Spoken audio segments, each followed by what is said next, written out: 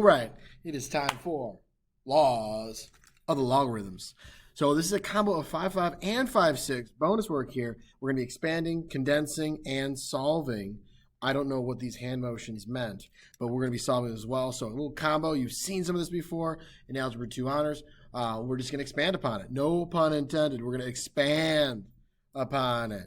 There's going to be some spicy problems here, I'll tell you what. All right, let's go for it. But first, remember what our logs consist of. We have a log, we have a base. The argument, we can refer to it as, is inside the parentheses there. It's got to be greater than 0. That's important. It all equals an exponent. You'll often hear us say logs are exponents. Log is an exponent. Exponent, exponent, exponent. So what kind of properties do you think logs follow? Exponent properties. Let's do it. So here we go. You're going to want to pause for this to jot it down because I'll probably go a little bit faster than you can write. Let's see here. We got log base b of m times n can be expanded into log base b of m plus log base b of n. Okay. And these work both ways here. Flippy floppy. Okay. So I can go from a sum to a product to a sum. What happens when you multiply like bases with exponents? You add the exponents. When you're multiplying like bases, you add the exponents. Multiplication, addition, they went together. Go figure. Our example here would be log base 3 of 9 plus log base 3 of x. And if you're asked to then simplify or evaluate when possible, log base 3 of 9, 3 to what power gives me 9? 2. So it'd be 2 plus log base 3 of x. Look at that. The 2 is the exponent there. 3 to what power? 3 to what exponent gives me 9? 2 does that. So this would be my fully simplified, but you can see the expansion with the previous. All right, quotient. When we're dividing, we can expand that to subtraction. Much like when we're dividing like bases, we subtract the exponents. See? Cool. All right, so I'm going to have log base 1/4. What a terrible base. Of 4 minus log base 1/4 of 5. And again, if this asks us to simplify or evaluate when possible, well, 1/4 raised to what power would give me 4? That would be -1 minus log base 1/4 of 5. Right? 1/4 to the negative first power would give me the reciprocal of 1/4, which is 4/1. There it is. All righty. So again, that's a fully simplified, evaluated version of it. Power to a power. What happens with exponents when you have a power to a power? You multiply the exponents. Likewise here, if we have log base b of m raised to the p, we could bring that out as a coefficient, right? Multiplication between them. So what I could have is then x times log base 2 of 8. And once again, if you can simplify, let's go for it. If we can evaluate, log base 2 of 8, 2 to what power gives me 8? That'd be 3, so I'd have 3x would be my final here. All right. This is great. This is great stuff. I love this. It's awesome. Okay. Equality. So if log base b of m equals log base b of n, then we know that the arguments, what's inside the log, m and n, should be equal to each other. So in this case, when I have a log equaling a log, same base, only with the same base, it can't be log base 8 and log base 7. That does not work. It has to be the same base. I can have 3x minus 4 equals 5x plus 2, and I can solve that. I'm going to get 2x over here. If I subtract, I'm going to get -6. So I get x is equal to -3. But in these situations, we do need to check to see if this will work, right? We do need to check, make sure everything works in here. What do we mean by does it work? Is the argument positive? Remember it said the argument needs to be positive right here. We can't take the log of a negative, can't take the log of 0. It needs to be a positive non-zero number.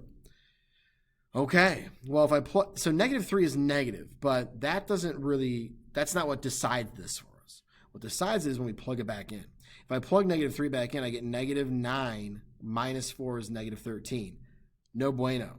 Okay, negative 3 times 5 is negative 15 plus 2 is negative 13. Although I get negative 13 and negative 13, I can't take the log of a negative. So that's an extraneous solution. It actually has no solution here. Okay? Main concept, though, is that we can set what's inside the log. The argument, we can set those equal when they have log of the same base. Okay? Beautiful. Fantastic. Wonderful. Alrighty. A couple more here. Actually, a couple more repeats. But the top one here, exponential logarithmic inverse properties. Whew, that's a mouthful there. Log base b of b raised to the x. So when the base and the argument are the same, I'm going to switch up colors. I've been going green this whole time. I mean, green is my favorite color. But I'm going to go, there we go. We're going to go with that. So what's an example of that? It'd be like log base 3 of 3 raised to the x. Well, by my power property, right? Look at this. We're already using these properties. I can bring that exponent down as a coefficient. Let's do that. So I would have x times log base 3 of 3. Well, what is log base 3 of 3? Log base 3 of 3. 3 to what power gives me 3? 1. So this is equal to 1 times x, which is just x. That's what we see here. So when you see log base b of b, log base some number of the same number raised to the x, you know it's just going to be, boom, x, or whatever that exponent is. Some people think of like, oh, it just like cancels out. I don't like to think of it as like cancels out. I mean, it does go away because it becomes 1, and multiplying by 1 doesn't change anything. But again, it doesn't really cancel, okay? It does go away, but that's not canceling. All right, moving on. Next one here. Let's say I have, let's go with another color here so it doesn't get too crowded. I'm going to go with orange. So here I could have 2 raised to the log base 2 of x. Well, what's that going to equal? That will once again just simply equal x. It's the 2 raised to the log base 2. It's not canceling. It does go away. And how about I'm going to show you why. Because I feel like sometimes we get these rules and we're like, well, why does it even happen? Just magic? Yeah, it's just magic. The magic of Pythagoras. No, I'm just kidding. So let's take a look here. I'm going to set this equal to something else. Let's say I don't know what it's going to equal. I'll call it y. So this is currently in exponential form. 2 to a power equals y. I mean, it's a real ugly, terrible, there's a log in the exponent, but it's exponential form nonetheless. Let's change it to log form. I would have log base of the 2, right? So log base 2 of y is equal to the exponent, right? The logs are equal to the exponent. My exponent just happens to be log base 2 of x, okay? So I did my little swoop. Whoop. Log base 2 of y is equal to the exponent. Well, what happens now? Look at that. 1-to-1 property. So I get y is equal to x. Sorry, I had to sneeze there. Y equals x, right? Well, there we go. There we have it. Y is equal to x. That means that I could substitute in to that statement there, right? It all equals x. Okay, so that's really what's happening there. There is a bit of algebra behind that one. I think most of us just remember it's like, oh, I see the like things and it just kind of goes away magically. There is math as to why. There's rhyme to the reason.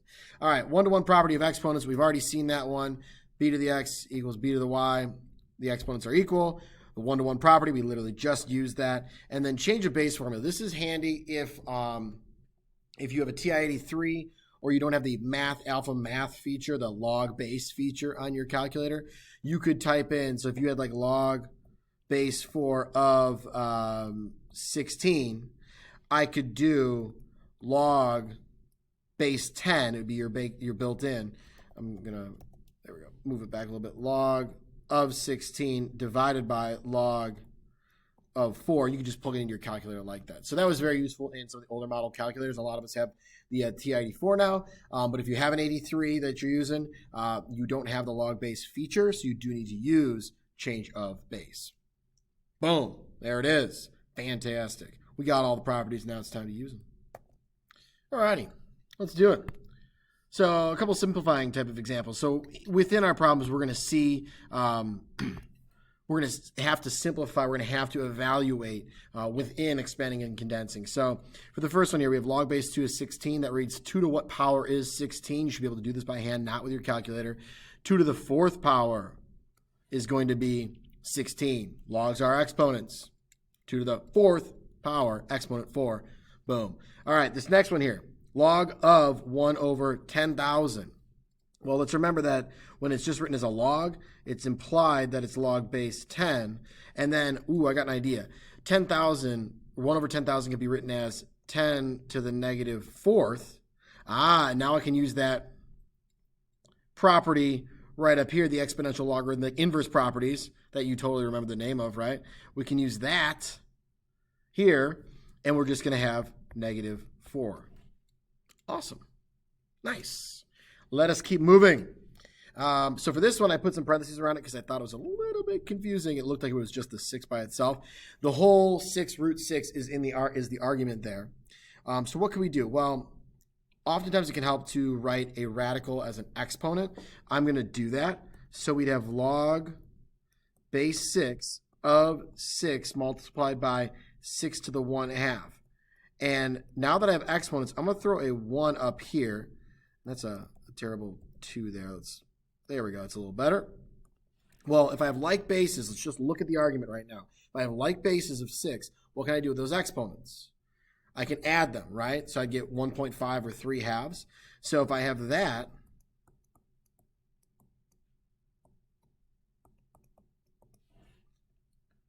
I once again use that same property from above and get 1.5. Or you could say 3/2. Either, not 3/3. 3/2. Either one of those is fine. Cool. Awesome. Moving on. All right. Time to write as a sum or difference. So we're going to go ahead and expand here. Now, I know you see addition and subtraction in this one, but they're inside, they're binomials there. So I got to expand this one. Well, it's multiplication between. So to separate that, to expand it, I'm going to do addition. So I will have log base 3 of x minus 1 plus log base 3 of x plus 2, and it would be squared, but I know that exponent can come down as a coefficient. I'm going to pop that right in front there. This one is expanded fully. We are donezo. Okay, at this level, pre-calc honors, you should be able to bring that exponent out front in the same step. Okay, if not, it's okay. Write it all down, but I'm going to bring it out in one step. This one, I've got multiplication up in my numerator. I have division. Okay, so when I expand this, I'm going to be involving multiplication, or I'm going to be involving addition and subtraction.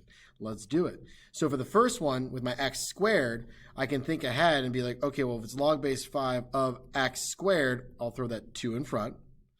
Same with my y. I'll have plus 3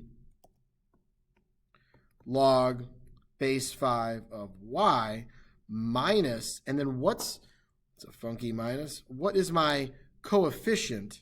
Or sorry, what is my exponent if it's the square root of z? That's to the 1/2. So minus 1/2 log base 5 of z. There we go. We are donezo. Any questions? It's a video. You can't ask questions right now. I'm just being crazy. I can ask you questions, though. Like, can you condense? Let's do it. No calc. All right? Condense and evaluate. Evaluate impossible. It's not always possible to evaluate, but sometimes. All right, so I have a log.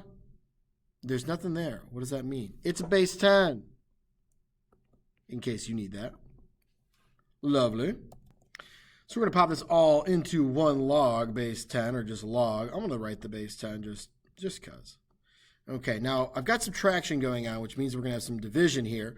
And since these are negative and negative, like negative exponents, they're going to go down to the denominator. So we'll have 3 divided by, and then it'll be 6 and 5 down here in the denominator. Cool. So I can continue, though, with this.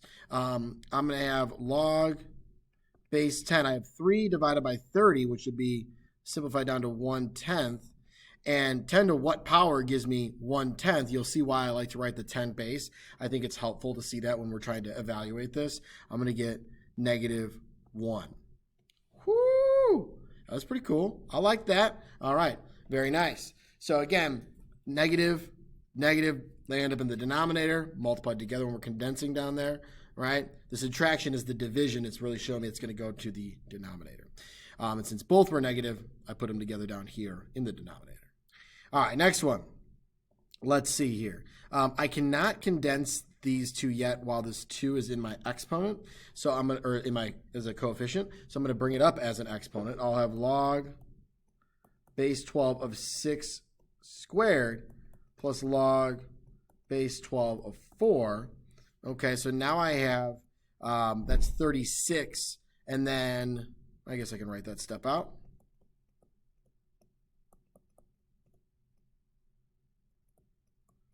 Now, how do I put these two together? Well, I'm going to run out of room off to the right, so I'll go ahead and down here. If it's addition, then they become multiplication when I put them together. So that's log base 12 of 36 times 4. Well, 36 times 2 is 72. Double that, that's 144. That's all I'm doing in my head.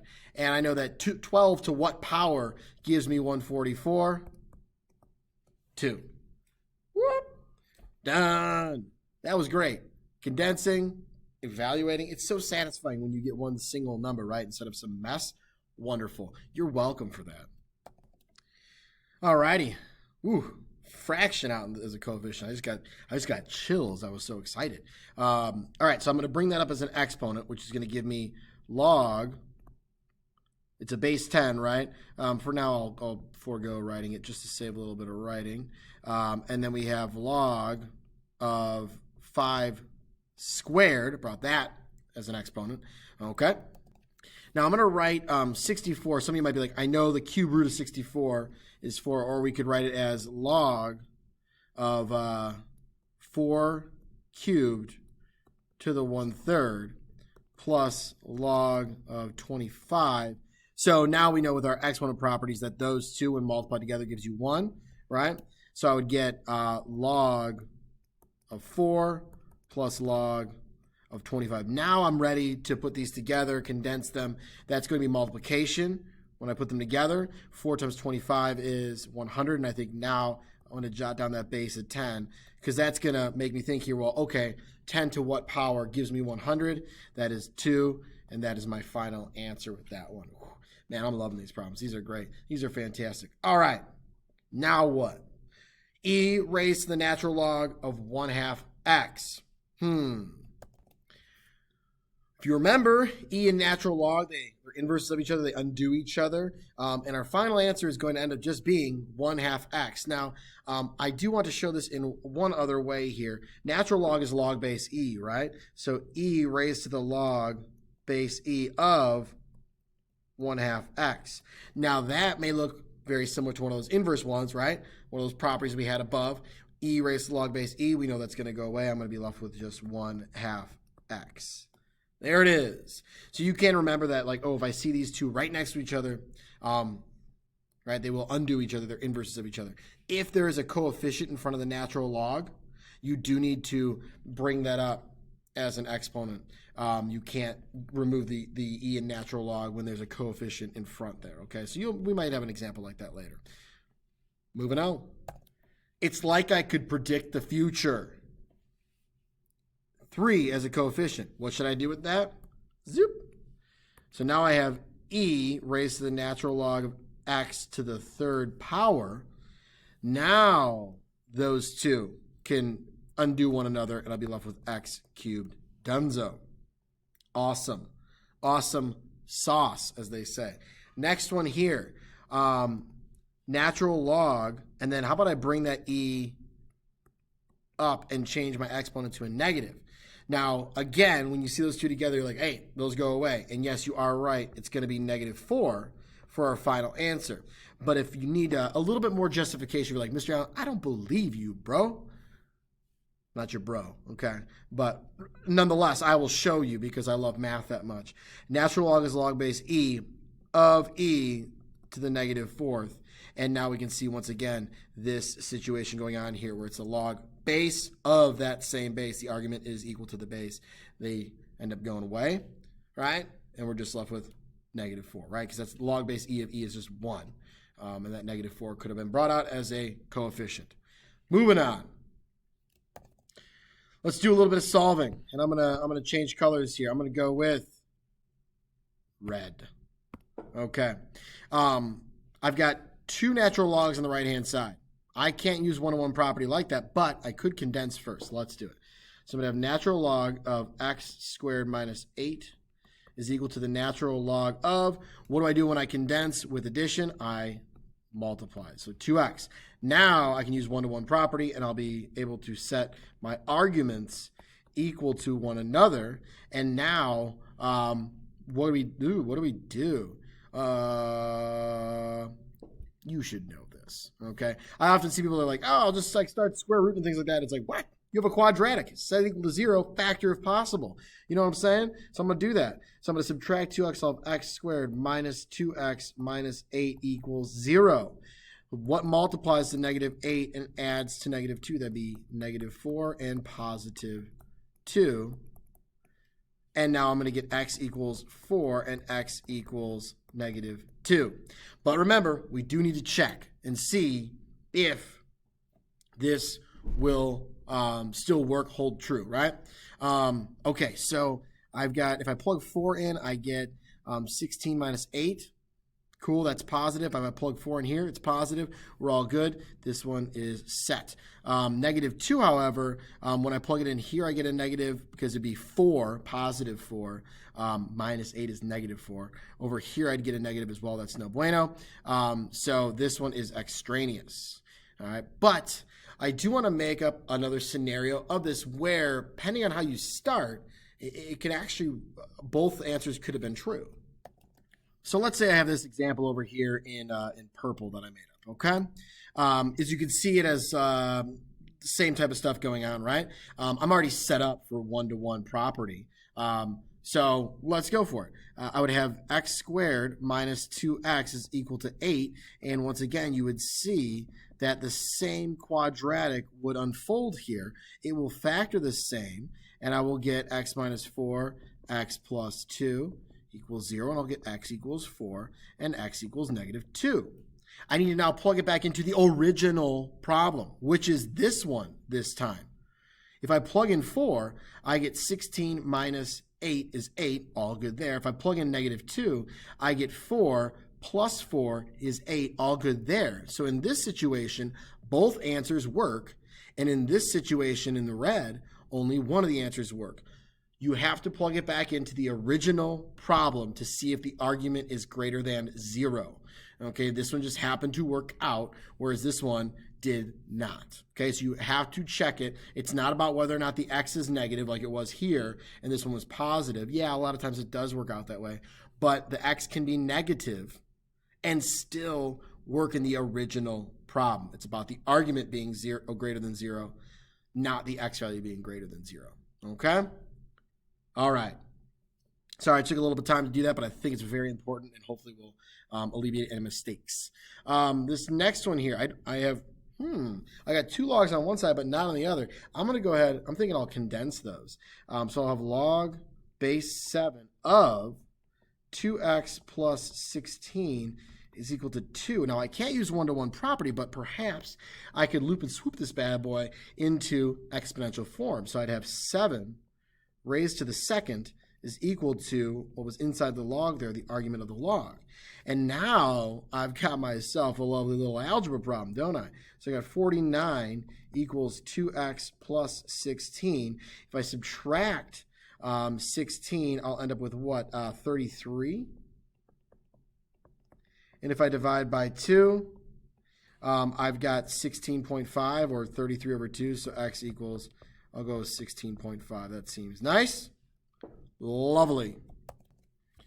We're going to keep going here. I know this is, it's getting a little lengthy, but we are covering a couple sections here, but they go together so nicely, you know, like peanut butter and jelly. Okay? Let's keep going. All right. There are a few ways of solving this. I'm going to go over the best way of solving it, in my opinion. Just kidding. Everybody got, you got your own opinions on these things. So we could expand this. We could bring a log over. We could do, I think I'm just going to go ahead and write this in exponential form. I've got 8 to the 0 power is equal to x plus 3 over 3x plus 5. Well, that's just going to be 1 equals x plus 3 over 3x plus 5.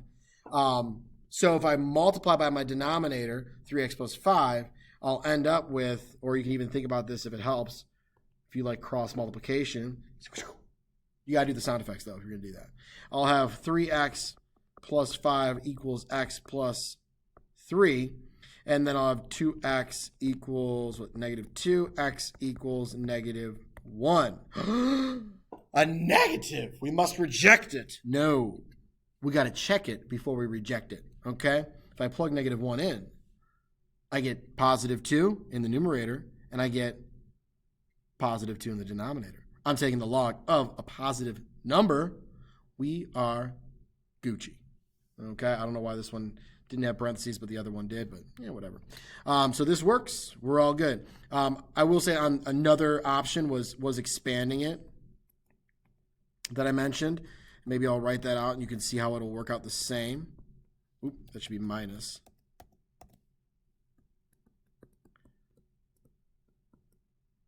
Three x plus 5 equals 0. I'm missing a parenthesis. So now if I add the log base, the second one over, I'd have log base 8 of x plus 3 equals log base 8 of 3x plus 5. And then we can use one-to-one property, and then we would be able to set the arguments equal to each other, which is exactly what we have right here, and we'll get x equals negative 1. So either way is fine. If you thought about expanding and bringing it over, that works. I chose to go to exponential form. You know, there's different ways of doing these things. We don't have to fight over it, okay? We can just agree to disagree on what the best way was. All right, we're about to get cray on this one. This one's a little challenging. I like it. Write as a single logarithm. How the heck am I going to write that as a single logarithm if the one isn't even a log? What are you insane? Like, how's that going to work? Oh, I got an idea. Remember how we had the, if I had this, log base 3 of 3. What is log base 3 of 3? That's 1. What can I multiply by and it won't change anything? 1. So what if I were to multiply that 4 by log base 3 of 3? I multiplied it by 1. Did I change anything? No, I didn't change anything. Multiplying by 1 doesn't change anything. So we're cool, right? We're all wonderful. So right now, I didn't change anything because this is a clever form of 1. Okay? I like to say that, clever. Reminds me of Jurassic Park. Clever girl. When he's talking about, I think, the Velociraptor. Anywho, so I've multiplied by a clever form of 1. Now I can bring that 4 up as an exponent there, log base 3 of 3 to the 4th plus log base 3 of x. And now I can condense these. I can bring them into one log, which would be log base 3 of 3 to the 4th times x, which is log base 3 of 81x. 3 to the 4th is 81. You should know that. That's a wonderful thing to know. 3 to the 4th. All right. This next one. 2 to the 4th. Wait, 2 to the 4 plus log base 2 of 5. My goodness. I didn't even say it right the first time. It's so crazy. Okay, well, let's see if we can tackle this one. So that is all in my exponent. I have two things that are added together in the exponent, right? What was going on when we add exponents together? It's multiplying like bases, right? If you multiply like bases, you add exponents. Okay, so I'm thinking about that property right now. When I multiply like bases, I add exponents. Could I go back the other way? Meaning, could I say 2 to the 4th multiplied by 2 to the log base 2 of 5? So we're just looking to evaluate this. We should get a single number at the end. No calculator, okay? Otherwise, it's cheating. So I'm multiplying like bases where I would add the exponents. So this is equivalent here, right? Now, 2 to the 4th is 16. And 2 to the log base 2, that would just, go away. I would just be left with the 5. So 16 times 5 is, I think, 80. Yeah, because 6 times 5 is 30 and 10 times 5 is 80. Or sorry, 10 times 5 is 50. Add them together, you get 80. Woo! That was cool. That was fun. That was a little intimidating. I was like, what do we do here? Oh, no. We can handle it. All right, guys. Thank you for sticking with me. We got 2 more problems. I know this one's getting a little lengthy. I say that sometimes, but I promise you it's going to be all worth it. Some advanced solving to finish it out. We're going to do 2 examples of this because it is rather challenging. So I've got this problem, 3 to the 2x plus 3 to the x minus 20 equals 0. What the heck am I supposed to do with that? Well, first I'm going to look at the 3 to the 2x, okay? And now, and I could write that as 3 to the x squared, right? I'm using my exponent properties. Power to a power means multiplying the exponents. So I'm just kind of going back the other way with that. And then plus 3 to the x minus 20 equals 0. Now, you may have heard of this fancy thing called u substitution. We picked this variable u because we rarely use the letter u, the variable u. And I could let that equal u equals 3 to the x. Okay? And what I'm going to do is I'm going to substitute u substitution, in for the 3 to the x's. So I'll have u squared, that's a weird u, plus u minus 20. Well, what does this look like right now? This looks like a quadratic. It's a little factoring problem. No big deal because we rock at factoring.